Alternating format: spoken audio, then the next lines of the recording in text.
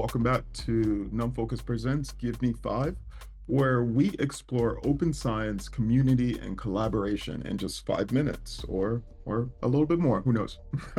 I'm your host, MK, and in every episode, we'll meet a contributor, organizer, or partner from the NumFocus community to hear their story in 5 questions or 5 ways they make open source thrive. So let's dive in today. We have a special guest. We have Alexander Hendorf, or some may know him as Alex, co-chair of PyCon DE and PyData in Darmstadt. Alex is also managing director of Pioneers Hub, founder of Optuck GmbH, an AI strategy advisor. He's also visiting lecturer of I'm going to stumble, but No, let's just stop it. I think we got it covered. Thank you. all right, let's dive in. First question. What would you say is one lesson you've learned from building in open source or in the open source community? The one lesson is listen to people and don't tell them just your opinion. Just shut up, basically, and listen and and uh, and and on the same time not never be afraid to ask. Because I think this is the most important part is our culture in the community that you can ask any question and nobody will give you like a look with the question. No, it'll just like get a friendly answer. And I think that's like our superpower. But if we were to like break that down a bit more, what would be 5 words to describe the communities in which you find yourself working and building? 5 words. That's a tough question. Oh, I already know. I think I really love the diversity of the community. We have researchers, we have people who are solving business problems, we have students, we have people from Germany, we have expats. You have everything. And I think, and also people from different domains, and this is also like still like this. That's another superpower we actually have. Like, because there are any people like, oh, you need what's like the industry solution and what's the thing? Hey, I mean, like other people have solved the problem. They probably used a little bit different terminology. Why reinvent the wheel? It's not just talk. I mean, people work together. They help. They program. They connect. They at the conference. They give talks. We do panels. We start a conversation. I think community is always give and take. So it's not just like open source. It has free. Let's just use the free software and get the free advice. I mean, of course, it's a community. It's always like it's a social system, and of course, it works only if everybody's contributing.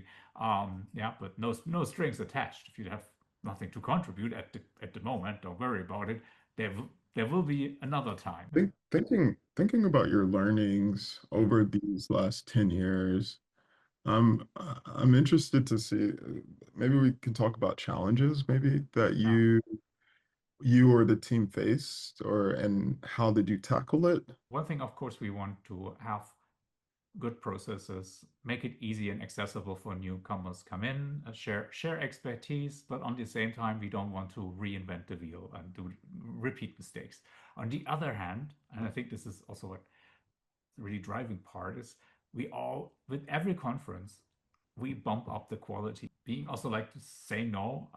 Very often I'm still like everything still depends too much on me. So this is something I'm working on to distribute it better, to share the knowledge. Building Pioneers Hub, like that was like also like the deliberate decision to say, okay, we need like a local organization that can basically provide all the back office because volunteers all have day lives. They study, they have like really sophisticated jobs if they're an AI engineer. And in the past 4 years, that was like the job was, hey, what's the right balance? Because you still want to have like the community spontaneous, but what's the right balance so the community can maximum thrive, bringing new stuff, but also to have like stability and order at the same time. I think more open and more transparent change because I currently, of course, there's a big, especially with data AI, there's this huge AI wall,